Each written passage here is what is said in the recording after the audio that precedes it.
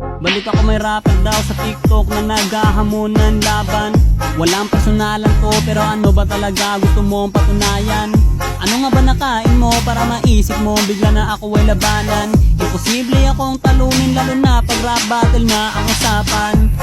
Pinakamalakas mangku dito sa Pinas. Bukod sa Anis Quintol, anli rin to mag-recall. Kaya di nyo ko kaya kahit pagtulungan pa ni Kapitan El sa mundo niya.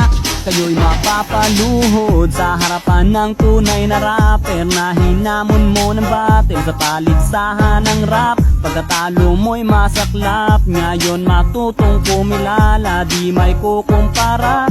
Sarap mong parang misa, ganto mag-rap ang Pinoy. Oy, oy, oy, oy,